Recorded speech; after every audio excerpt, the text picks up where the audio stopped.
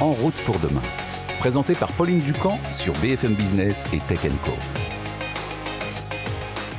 Avec une benne à l'avant, un chargé de course ou avec des sièges pour les enfants, des petits passagers qui peuvent aussi s'installer à l'arrière, le vélo cargo se veut le véhicule du quotidien, remplaçant la citadine, voire la camionnette de l'artisan. Alors à tel point que même certains constructeurs auto se mettent au vélo cargo. Alors comment bien le choisir? On en parle tout de suite dans ce nouveau numéro d'En route pour demain. Mais avant d'accueillir notre premier invité, je voulais faire un petit point sémantique. De quoi parle-t-on quand on parle d'un vélo cargo?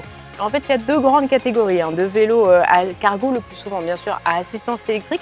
Et d'un côté, le vélo façon biporteur, voire triporteur. Alors c'est avec une benne à l'avant pour transporter des marchandises ou des enfants avec des petits sièges. Ça c'est plutôt pour les plus petits. Et puis il y a une déclinaison qu'on appelle le long tail. Alors c'est un vélo avec une plage arrière qui est lui plus adapté au transport des enfants un peu plus grands, voire même des adultes qui sont assis l'un derrière l'autre. Alors derrière le conducteur du vélo, le prix moyen de ce type de véhicule à assistance électrique, 3 600 € en moyenne selon l'Union Sport et Cycle. Alors c'est près de 2 fois le prix moyen d'un vélo à assistance électrique classique. Alors l'an dernier, ce sont pourtant près de 35 000 particuliers qui ont acquis un vélo cargo en France. Et ça, c'est sans compter les professionnels qui eux aussi en achètent, notamment dans les grandes villes. Alors c'est l'un des rares segments du marché du vélo qui est plutôt en forme, qui reste stable. Alors ce segment des cargos, il intéresse de plus en plus les grands du vélo. Il intéresse aussi au-delà. Et ça, on en parle tout de suite avec notre premier invité.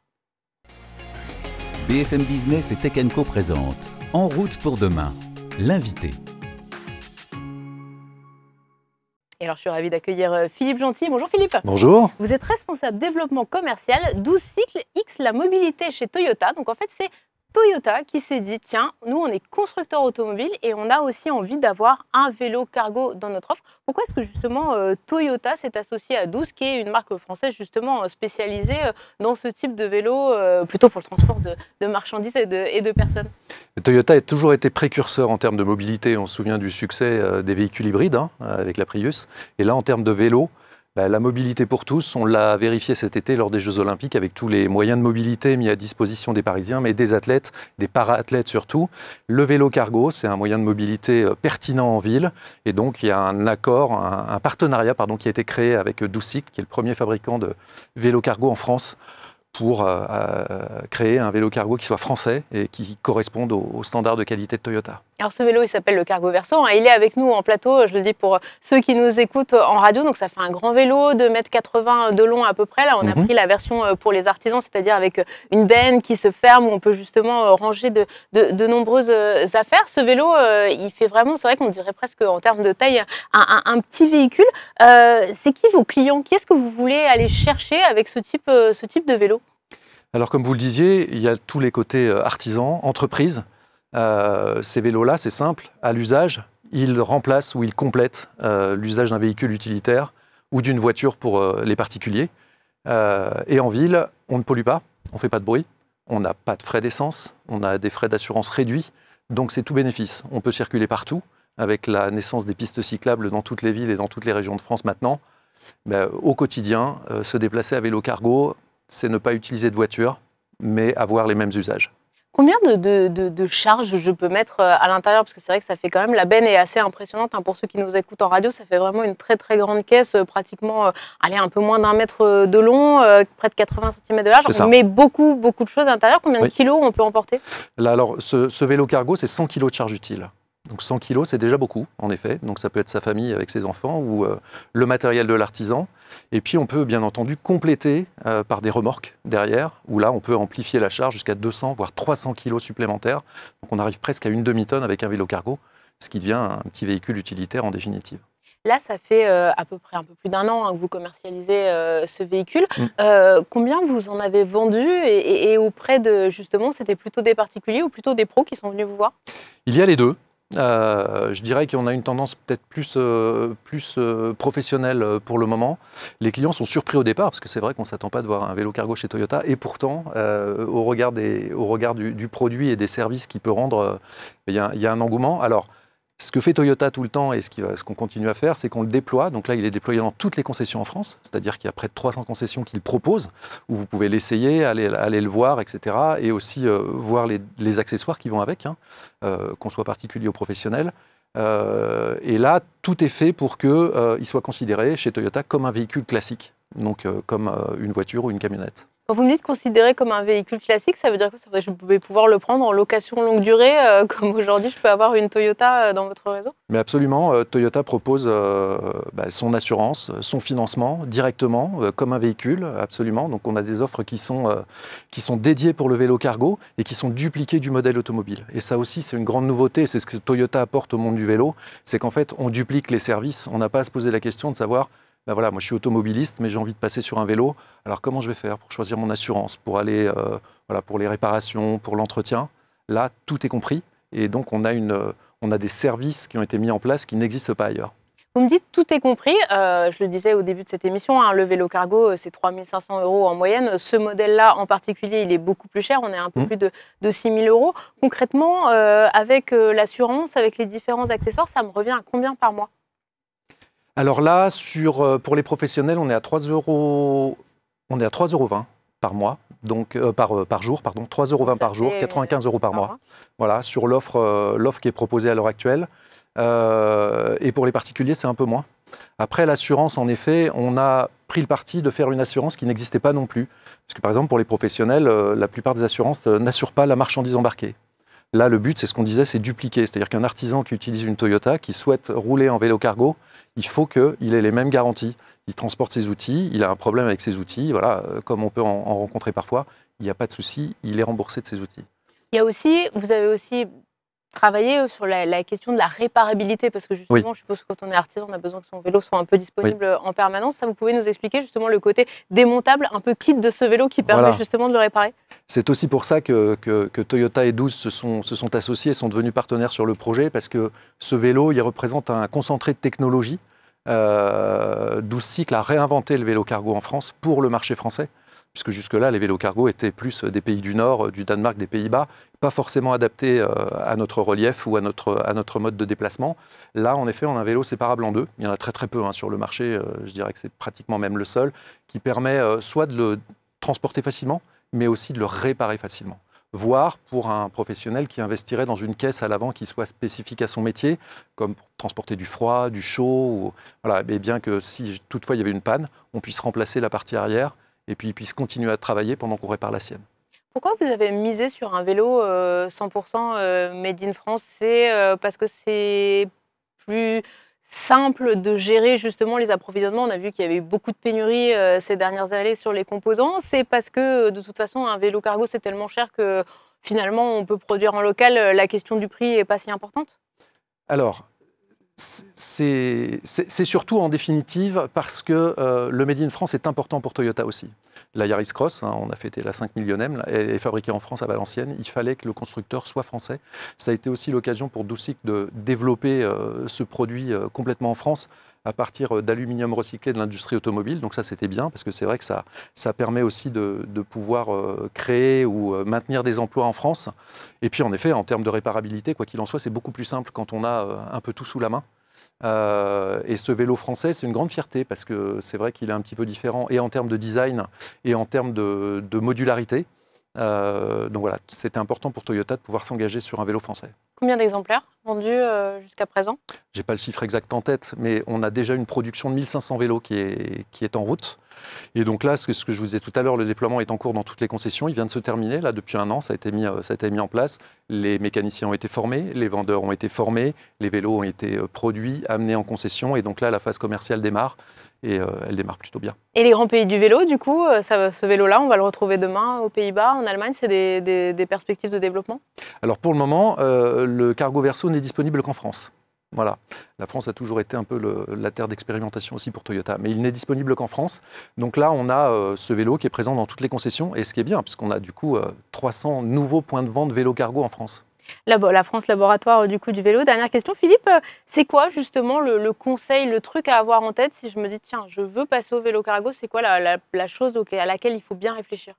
À l'usage, en premier. Je veux transporter mes enfants, comment est-ce que je les mets en sécurité? Quel est le modèle? Et puis aussi, comment je me sens sur mon vélo. Ce qu'il faut savoir, c'est que pour ça, Toyota a développé aussi des choses qui n'existent pas ailleurs, c'est-à-dire que dans le prix du vélo, on a la formation complète pour le piloter, l'entretenir au quotidien, mais aussi comment l'assurer, comment l'accrocher comme il faut justement, pour éviter les vols, comment optimiser sa batterie, etc. Et puis pour répondre à votre dernière question par rapport au prix, le prix d'un vélo, comme ça, c'est très subjectif. On dit un vélo à 6 000 €. Mais ce qu'il faut regarder, là encore, c'est l'usage.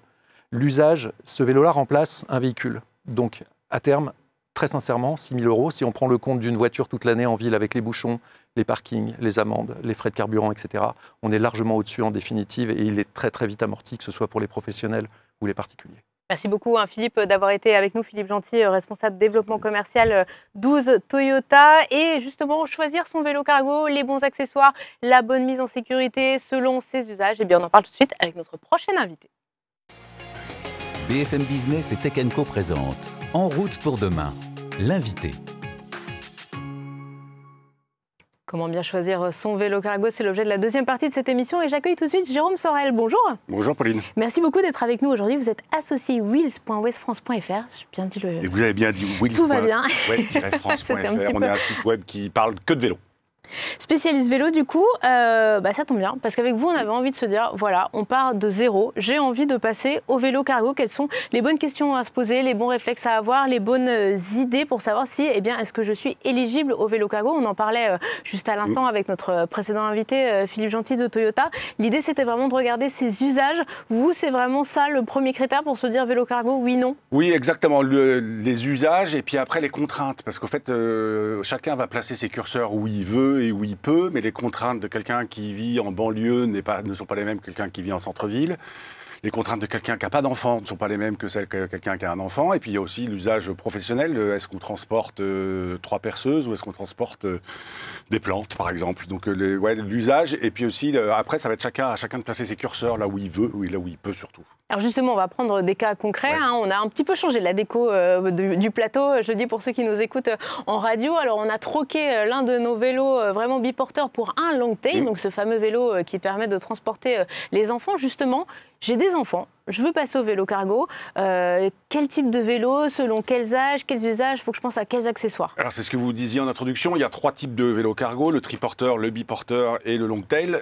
En vrai, il n'y a pas tellement d'enjeux. Les 3 vélos permettent de transporter des enfants. Après, ça va vraiment, est-ce qu'on habite en centre-ville ou pas? Typiquement, le biporteur qu'on a là, Toyota, il est assez encombrant. Mais d'un autre côté, les enfants sont hyper bien protégés, ils sont au chaud. Et puis aussi, ils sont devant, donc on peut communiquer avec eux.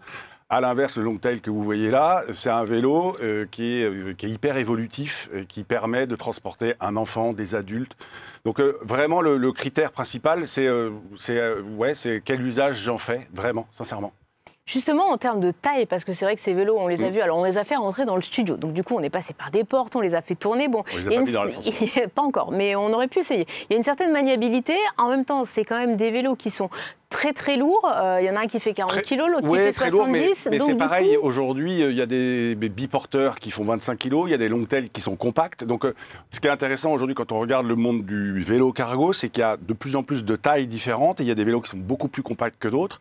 Et si on doit transporter un enfant ou un Saint-Bernard, on n'a pas tout à fait la même chose et les mêmes besoins que si on a trois enfants à transporter. Donc vraiment, regardez mais effectivement, regardez le poids du vélo, c'est important. Les enfants, ils grandissent. Vous me parliez de vélo évolutif. On a des marques de vélos aujourd'hui qui proposent, j'en ai un, j'en ai deux, il a 1, 2, 3, 4, 5 ans. On peut même mettre 3 enfants. Et typiquement, le Longtail que vous avez là, on a ce qu'on appelle la cage autour. Quand les enfants sont un peu plus grands, on peut l'enlever et tout d'un coup, 1 ou 2 enfants rentrent très facilement. Là, c'est très bien quand on a des enfants qui ont 3, 4 ans et qui sont, ou même moins, d'ailleurs, avec un vélo, avec un siège enfant. Alors la cage, je vous rassure, ils ne sont pas enfermés dans une petite boîte, ils sont installés à l'arrière, derrière leurs parents. C'est plutôt deux sortes de barres pour pouvoir justement se tenir, être bien en sécurité. Ce qui est hyper important, c'est ça, c'est de penser le vélo, mais de penser tous les accessoires qui existent. Alors il y a des marques, au fait, aujourd'hui, les marques de vélo cargo, elles pensent de plus en plus sur l'accessoire, qui est un vrai déterminant pour l'achat. Est-ce qu'on veut des cale-pieds à l'arrière ou est-ce qu'on veut des planchers? Est-ce qu'on a besoin justement de la cage, comme je disais? 1, 2, 3 coussins. Est-ce qu'on veut un panier à l'avant? Là, pareil, on le voit sur le biporteur. Est-ce qu'on veut une caisse complète fermée? Est-ce qu'on veut une sorte de toile au-dessus pour les protéger de la pluie? Tout est imaginable et les fabricants sont assez créatifs et imaginatifs et ils répondent hyper bien aux différentes demandes et aux différents besoins identifiés. On en a parlé depuis le début de cette émission, un vélo cargo c'est quand même à certains coûts. Si je rajoute les accessoires, est-ce que c'est comme sur les voitures allemandes où en fait il y a le prix de départ puis après il faut rajouter ça dépend des marques. Ça dépend des marques. Il y a des marques comme Moustache qui livrent le vélo quasiment tout prêt à l'emploi et après il y a des marques qui livrent un vélo nu et sur lequel on va aller rajouter 100 € par-ci, 100 € par-là. Mais oui, c'est vrai que assez vite on augmente la facture de 500 € assez facilement. Donc sur des vélos à 3 000, on est vite à 3 500. Justement, on parlait de marques. On connaît les grandes marques du vélo de route, on connaît les grandes marques du gravel. Qui sont les grandes marques du vélo cargo? Pareil, ce qui est intéressant aujourd'hui, c'est qu'il y a des marques internationales qui se mettent au vélo cargo, des marques qu'on voit sur le Tour de France comme Cannondale ou Trek qui arrivent. Et puis il y a des marques généralistes et des marques spécialistes. Donc les généralistes, comme je viens de le dire, et après des spécialistes comme Yuba, qui est une marque franco-américaine, comme Tern, 12 qui produit le vélo cargo de Toyota, Bullitt aussi, ou Etni, ça c'est un petit producteur local du côté de La Rochelle. Et après les généralistes, Cannondale, Specialized, le vélo qu'elle a, Moustache ou encore Eau-de-Fil.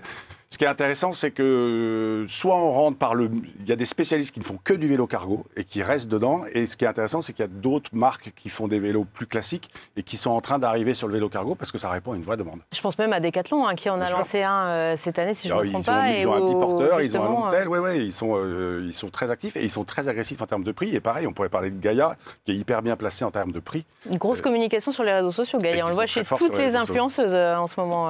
Oui. Exactement. Mais eux, ils sont hyper bien positionnés en termes de tarifs. Après, ce qui est intéressant et ce qui est important aussi, c'est il ne faut pas se tromper. C'est-à-dire qu'il ne faut pas, tout à l'heure, je vous entendais parler, un vélo électrique, c'est cher, un vélo cargo, c'est cher. Il ne faut pas se tromper d'usage.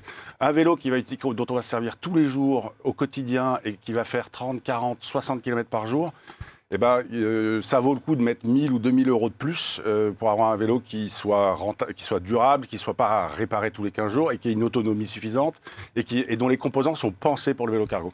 Ce qu'il faut savoir, c'est qu'un vélo cargo, c'est comme vous le dites, c'est lourd, c'est aussi chargé, donc c'est encore plus lourd.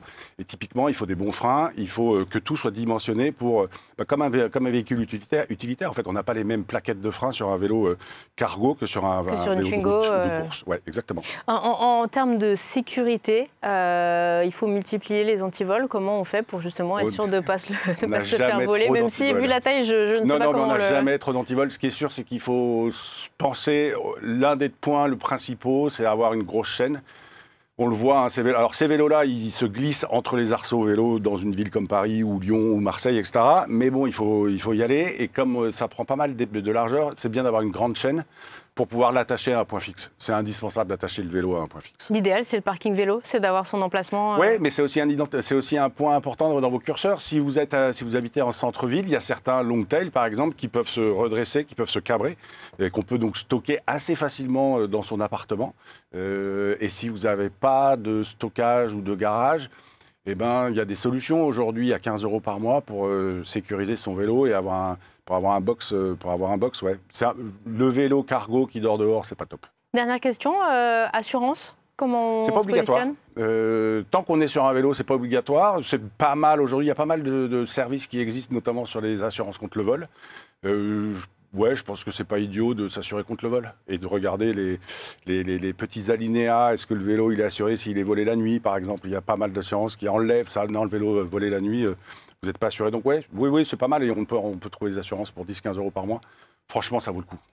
Merci beaucoup, Jérôme Sorel, du site spécialisé wheels.westfrance.fr. Voilà, en route pour demain, spécial vélo cargo, c'est déjà fini. Merci à tous de nous avoir suivis. On se retrouve tous les week-ends sur BFM Business et puis tout au long de la semaine en multidiffusion sur Tech & Co. Cette émission, c'était la dernière de l'année 2024. Et bien, on se retrouve en 2025. En attendant, passez de très bonnes fêtes et à très bientôt. Merci beaucoup. En route pour demain, la mobilité sous toutes ses formes sur BFM Business et Tech & Co.